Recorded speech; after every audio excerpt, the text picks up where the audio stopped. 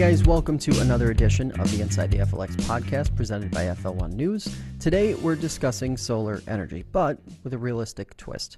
My guests this hour say it's time to forget the stereotypes and misconceptions we've heard before about alternative energy sources and time to embrace solar as a viable path forward. David Sandbank and Kelsey Fiori of Nexamp, the company behind New York's Sun Initiative, joined me in studio to discuss the process to achieve solar adoption across New York State and also address some of the common pitfalls we see when solar is discussed as an energy source. A really important conversation that we hope you'll stick around for, and of course, we appreciate David and Kelsey's time to discuss this really important topic. Before we get to that, though, a quick message from today's show sponsor, Midday, Miras, and Ricky, the Finger Lakes personal injury attorneys. Thanks for listening, and stay tuned. I was severely injured. I was on a ventilator. My husband was scared and he just went for the nearest number that he had heard advertised over and over and figured they're the best. They know what they're doing. I think that's the typical reaction. But unfortunately, it wasn't the right one. And I'm thankful that we learned that early on in the process. He decided to look for someone locally who would give us a little more personalized attention. And when we met Steve and talked with him, we knew that we had found that person. If you want to feel like you have an attorney who's in your corner, who's going to listen to you, who's going to endeavor to understand you, give Steve a call. I really felt like everyone at Midday, Miras, and Ricky really cared. For a law firm that cares about you, contact Midday, Miras, and Ricky at 315-568-0911. Prior results do not guarantee a similar outcome. All right, so thank you both for being here today. Obviously, a really interesting conversation that we're going to have about solar and how that works and what some of the state initiatives look like and how the public-private partnership side of it is working out. First and foremost, though, community solar. Walk us through what that is, and then also walk us through what Nexamp is and how that relationship works. Sure. So community solar came about in part because a lot of people who wanted to participate in solar either weren't able to. So about half of American residents are unable to participate in on-site solar, either because they have too much shade or no southern exposure. They might not be a homeowner, they might be a renter, or it's just cost prohibitive. And so New York State a few years ago decided we want to make sure that those folks are also able to benefit from solar power, both in terms of electricity cost savings and the environmental benefit. And so they passed a policy in 2015 in order to allow for solar developers like Nexamp to build these off-site community solar farms or community solar arrays and share the value of the electricity that's produced through those farms with off-takers, off-site off-takers. So, homeowners, renters, small businesses, nonprofits, municipalities all benefit from our farms, and that's really because community distributed generation or community solar policy allows us to do so. So it gives a lot more people access to community solar. And David, how do you fit into this equation? Well, yeah, my name's David Sandbank. I work with NYSERDA, New York State Research Energy Development Authority, and what we do is we provide incentives to help lower the cost of solar projects, and then the end benefit is really to the consumer. New York Sun is a big part of the program, and New York Sun is basically Governor Cuomo's $1 billion initiative to build a self-sustaining solar market. And the whole goal here is to get to 100% carbon neutral by 2040. But by doing so, do it in an economically and responsible manner.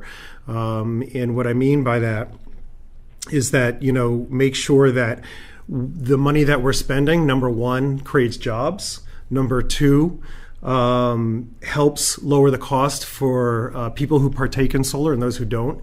But number three, even most importantly, is help modernize our grid infrastructure. Our grid is so antiquated and old, and it needs a lot of updating. And we spend billions of dollars just trying to keep up the grid to the status quo, where this is all about Governor Cuomo's reforming the energy vision. And that's basically three things.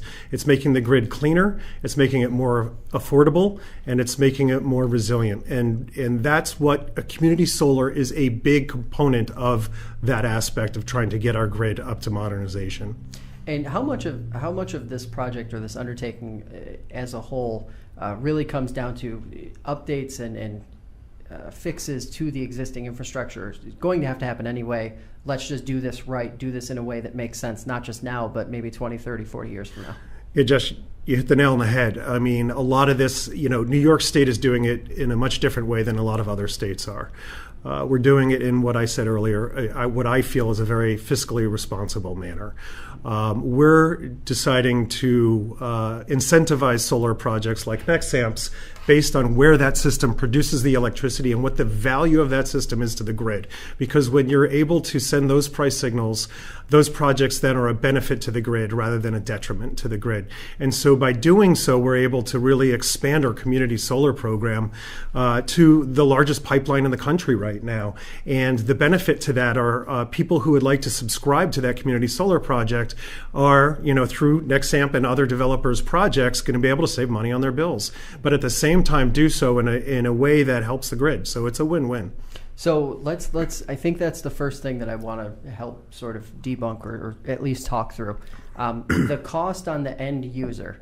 I think there's a lot of fear, especially when you get into more rural parts of New York, that any sort of change from existing methods for as far as fuel goes, that there's going to be a cost or a hit to the resident, to the taxpayer, whatever the case may be. Sure. How do you debunk that, or how do you sort of scare that off? Because maybe that's not always the case.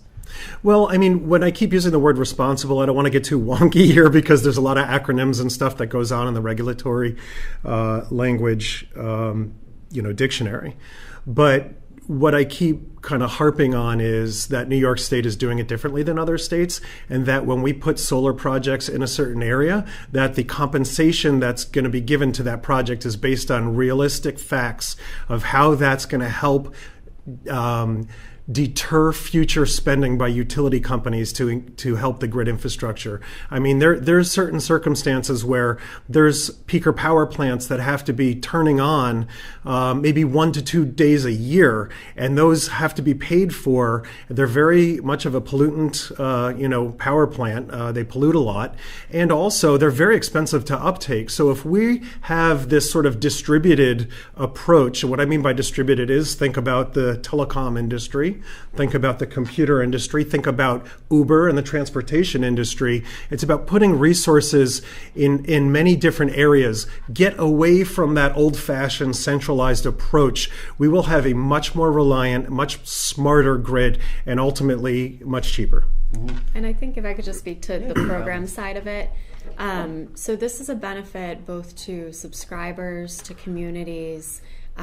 It's also clean energy being fed directly into, a given utility's grid that they otherwise would have had to source from elsewhere, likely at a higher cost.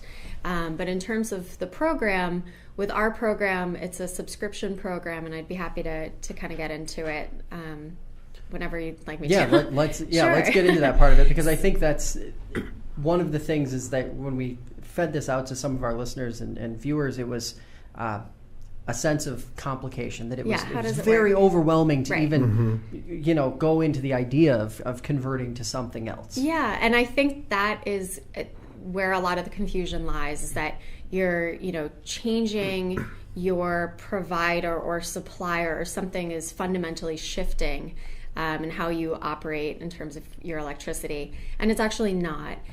So we're not replacing, your relationship with your provider, or if you have a third-party supplier, which many residents do, we're not, impacting that relationship. Rather, you're getting you're subscribing to a share of one of our community solar farms, and for what that portion of the farm produces, you're getting credits put on your National Grid, NYSEG, whomever your utility is. Your monthly bill that reflect what your portion of the farm has produced, and then you're paying for those credits at a discount. And in the case of our program, it's a 10% discount. So you're saving a little bit of money on electricity costs. And again, our program is a subscription program, so you're not paying anything to join. There are also purchase models that are very similar to if you were to purchase panels to put on your roof. That's where you're making an investment, and then in several years down the road you're getting an ROI. Ours is not, better or worse. It's just meant to be more flexible and more accessible, especially I have to say to the low to moderate income community. We have the most flexible, equitable community shared solar program in the Northeast United States. And we're really proud of it because when, someone's considering our program, we don't run a credit check. There's no cost to join the program. And there's no penalty if you ever decide that you want to leave the program. So it's really kind of a win-win situation for people. You're saving a little bit of money, you're supporting a local solar farm, you're making a positive environmental impact, and that money goes back to the community. So to that end, I do want to jump into that a little more. It's obviously appealing to not just lower or middle income folks, but also the renters, the people who may not have ordinarily or traditionally had access to this type of program. So walk us through how much of a game changer that is, just in terms of making solar more applicable for everybody. Yeah, so this is really something, again, that, right, of course, it's not just the low to moderate income community. We have partnered, so most recently, I guess, to answer this, it might help to give an example. We recently had a ribbon cutting for our project in Newfield down near Ithaca in the Southern Tier. That is a 7.5 megawatt DC project, which may still be the largest community solar project in the state. And it served about 800 local residents. And including the local YMCA of Tompkins County. We partnered with the United Way of Tompkins County, the Boy Scouts, the Girl Scouts, a couple of Catholic charities agencies. So it goes far beyond just residents. They do make up the majority of our subscribers, but we've also, really loved partnering with these local groups, nonprofit organizations. We actually partnered with a couple of energy efficiency companies as well, Halco and Snug Planet, which are both fairly local. One's in Phelps and one's down near Ithaca. So it's something that really can benefit the whole community. And community distributed generation, no matter which program you decide to go with, I'd encourage people to do their research. There are, subscription models and purchase models. It's really kind of a game changer for New Yorkers who want to access solar power and save some money with solar power, but not have to make a big investment. So, David, carbon neutral. That was one of the buzzwords you threw out there earlier. That's important, but I think that's one of those phrases that maybe some folks don't quite understand fully. Walk us through what that means and what that sort of looks like in the grand scheme of energy and how it's used. Yeah, to get to carbon neutral by 2040, we're talking about 50% renewables by 2030. Renewables just could be solar, wind, hydro. Right now, the state uses a lot of hydro. I think it's at like close to 25% overall hydro. So it's relying less on fossil fuels to generate our electricity, and by 2040, not to rely on any fossil fuels. So that's what I mean by carbon neutral. But if it's okay, I also want to jump back to the earlier question about community solar, because I think it's also important to understand that before we had community solar, a person, if they wanted to go solar, let's say it was a household, 20% of all households could probably go solar. Just by shading and logistics and roof orientation, credit checks, whatever it may be. So when you look at it, it becomes the select few who can go solar. One of the reasons why community solar is so popular now is it's empowering the individual, and it doesn't restrict anybody from getting into to partake in solar and helping them pay their bills. And so now when you have solar, there's nobody that's left out. Renters, you've got somebody who can't put solar on the roof, someone who doesn't want solar on the roof. So community solar expands access to solar generation to pretty much anybody in the state, providing there's a community solar project in that territory. So one of the things I do before all of these podcasts that we do, I throw a question out on Twitter. And usually in a way to sort of set up or get the pulse for what people think more broadly about it, whatever the topic is. The response was overwhelmingly, when we were talking about solar, was New York doesn't get enough sun. And I'm sure you guys hear that both 100 million times a year. I want both of you to sort of fight back on that one a little bit? Sure. And walk us through what that looks like and how solar works, despite the fact that, snow, gray, all that stuff happens 4 to 5 months a year. So solar is very scientific, more so than a lot of renewable energy or anything else. That's why you have Wall Street behind it, basically, because you can measure how much it's going to generate and put a return on investment on it. There's something called NREL, right? NREL is a national lab, and NREL has 100 years plus of weather data that we rely on to determine how much solar energy is going to be produced on a daily basis, monthly basis, and annual basis. That generation then is going to create a discount on your electricity, which gives you a return on your investment. So my pushback and argument would be, well, if it's good enough for Wall Street, it should be good enough for you, because it's that credible. And I could also say that one of the most popular places for solar energy is in Germany. And Germany is much further north than we are. So we have a much better solar radiance, is what you call it, here in New York than you do in Germany. So solar works anywhere. A lot of it depends on how much you're paying for your electricity. It depends on what kind of financing is behind it, who the partnerships are. Look at Nexamp. Nexamp is putting very large projects in the state of New York right now, and they are allowed to do that because they're not doing this for free, right? Mm-hmm. They're not making a ton of money on it, most likely, but they're also doing it so that their financiers are happy as well. Mm-hmm. I think David answered that really well. I would just say that, of course, these arrays are producing a lot more in the summer than they are in the winter. I think that one way we kind of get around this, and we are able to pretty accurately determine, how the efficiency for any given farm. So the efficiency of a farm in Seneca Falls would be different than from a farm in, Ithaca. And it has to do with geography, climate, a whole host of things. But another thing is we are able to roll over credits. So you essentially build up a bank of credits in the summer when the farm's producing a lot. And when we do, thank God, have some sunny months, the 2 months out of the year. And those credits are able to roll over. So you're able to benefit from what your portion of the farm is producing in those hot summer months, sunny summer months, in, mid-December or, throughout the winter when the farm isn't producing as much. So then the follow-up to that would be, how does the storage of it happen? Is it are we talking about batteries? Are we talking about some sort of battery technology, or is it just being dumped into the grid and dispersed at will? How is that sort of playing out in real time?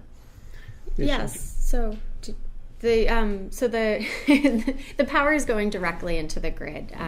No one's ever having the electrons from the farm being fed directly to their house, unless their house happened to be right next to the solar farm. Right. But generally it's just going into the grid. It's that the value of what the farm is producing, those credits are built up in a bank, and your utility will apply them as needed to offset your electric bill. And then again, you pay us for those credits at a 10% discount. But they roll over indefinitely. So it allows for people to save the value of what their portion of the farm has produced for when they need it. So reception thus far. Give me a letter grade. I'd like, and then an explanation, of course, but a letter grade, what you feel the reception has been from the communities that you've been in and the folks you've talked to. Where is it now versus where it was maybe a few years ago when it might have been a little more obscure? Well, so I've been in this role for a year, so I don't know if I can go back a few years. I have, worked in energy policy in the Commonwealth of Massachusetts prior to this. I would say that people are unfamiliar largely with community shared solar. I think it's a newer concept. It's only a few years old in New York. I think that there's a lot of interest once people find out about the options that are available. Who wouldn't want to save a little bit of money on their electricity costs, really, without much work up front, and at no cost to them. And also support, a local clean energy project. So I will say I think that there's definitely some skepticism, and that's to be expected from something that's completely unfamiliar. to most folks, but I do think that there's a lot of curiosity about it. Unfamiliar but not uncommon, right? This is something that's starting to become pretty widely accepted and widely used, right? It's definitely, yeah. We've built out. We have a project that recently went live in Seneca in Ontario County, and another one that's should be going live very soon in Newfields. We have another project that we're working on in Troy, and a couple in the Hudson Valley in Wappinger and Wawayanda. So I know that just our company alone is really starting to build out across New York State. And just so you know about the pipeline of community projects is enormous right now in New York State. I think you heard that Nexamp, had the biggest project at 7.5 megawatts. Mm-hmm. We have close to 800 megawatts in our pipeline of community solar projects. Anytime you have an influx of something that's new and fresh to local communities are unsure, what to do. Some are extremely positive about it. Some are neutral, and some kind of resist it at the beginning because they just don't know the answers to certain questions. NYSERDA has a whole team that goes out to local municipalities and helps them through the siting, the permitting, the zoning, the inspection process. As a matter of fact, we have a solar guidebook for local governments that is becoming so used, and it gives great template documents. For instance, if you don't have zoning for solar, you can use our zoning document, which is incredibly neutral. We did a lot of research on it, and it's editable, so a town can keep its individual characteristics and maintain its personality, but still provide solar for its local citizens. So we do a lot of work on the local end, and what we're seeing is a lot of uptake, a lot of success through that guidebook, and that it's been welcomed with open arms. So for the most part, we see a lot of good, positive feedback. And is that the big tool that you guys use when you are making that pitch to more rural districts, places, towns, communities where it might be a little harder sell? Yeah, absolutely. I mean, we don't pitch. We're there as a technical and guiding resource. So if they have questions about decommissioning, what to do with the panels afterwards, or how to tax it, or zoning, like there's our zoning guidebook. We have a model law that suggests no more than 50% of a farm, for instance, should be used for solar panels. And we're having a lot of farmers really that want solar to use as a portion of their land because it's subsidizing their farm so that they could stay open. We know that farmers are having a really tough time, lately, and have been for a while. And solar is something that can help them fortify, get some reoccurring revenue on some land. A lot of times it's land that they're not even using. And once they see that there's a benefit to the local farmer, and not only that, but the local, constituents and citizens within that town that can benefit from the low cost of solar energy. Once they understand that the risk value is not there that they thought it would be, then it just takes a little time to get there, but usually it's successful. And yeah, if I could just add to that. So I think that's something that we have come across kind of anecdotally, is that I know our team has been approached by a lot of farmers, just building off of this, that say, this farm has been in the family for several generations. This portion of our land either isn't producing what it needs to produce, it's not profitable. I know that dairy farmers have really been struggling in this part of the state for a number of years now. And again, just anecdotally, I know that our development team has been approached by farmers who say, I still want to farm this portion of my land, but leasing out this parcel of my land for 20 years is going to allow me to keep the family farm, generate some revenue, and ends up being a really positive thing. So we're actually sought out by a number of farmers who are really interested in community distributed generation. And to that end, is the expectation that the adoption will sort of continue to grow and that it will become a little more mainstream and folks will start to understand more and more as education continues to happen? Yeah, no, absolutely. Anytime there's something that is introduced that is a new concept, it takes a little while to get going. But I think that we're definitely past the starting point. And we're not at the finish line yet, but we're really close to getting a lot of momentum, certainly on the solar project side. And now, also, I think that what's really important, we talked about farmers and benefiting from becoming hosts of projects, as not for all the projects, but for a part of the projects. But I think that we really need to discuss the benefit to low income as well for community solar, because low income residents have really been sort of left out of the solar benefit, right? And community solar really expands access to the low-income demographic. And there's a program at NYSERDA called Solar for All. You could Google it. Just Google Solar for All New York. And Nexamp has 2 projects in the Solar for All program, and it's really simple.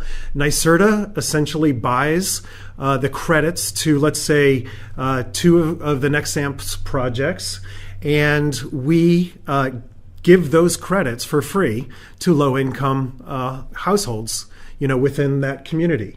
It's really that simple. There's no money up front. There's no cost. There's no ongoing fees. So the benefits of community solar is it's flexible, right? It allows you to come up with these types of structures that can help those that were unable to be helped before. And so again, just Google Solar for All New York. You can find out if you're qualify. You just fill out an income eligibility form that doesn't take very long. There's 9 projects that we have ready to go. Nexamp has 2 of those 9 projects, so they're a big partner in this. We're going to have more solicitations. We're only going to cover right now 10,000 people, so you need to sign up quickly because they're going to go quickly. But that's really exciting, something that Nexamp and NYSERDA are working on together, along with other solar developers. So obviously a lot of moving parts, a lot of things happening all at once, a lot of different projects, that sort of thing. What is sort of the outlook if not? And I want to sort of give that comparison for folks to sort of digest. If not neutral by 2040, if not meeting goals by 2025, 2030, what is the alternative, or what is sort of the reality that everyone's going to have to deal with if it doesn't happen? I think that that's a good question, the if not question. I guess it varies on where the if not lands. Is it we don't do anything from here? That's tragic. Like our grid can't handle that. Our grid is as I said earlier, 100 years old, antiquated. We need to modernize the grid because everyone's going to benefit from that. That means having smart meters. People don't have to come out and read your meters all the time. It's automatically generated. That means you don't have to pay someone to come out and do it. I mean, there's so many reasons why we have to make our grid bi-directional, electricity flowing out and flowing back, and smarter. If not, obviously, we're under dire environmental times here. There's the UN report that came out that said we have 12 years to get this right, or it's over. There's no turning the clock back. Those are scientists. That's no joke. We need to take that seriously. That doesn't mean we do it in an irresponsible way or fiscally irresponsible way. It means we plan right and we do it right. And there is no room for if not. We have to do it, and we have to do it right.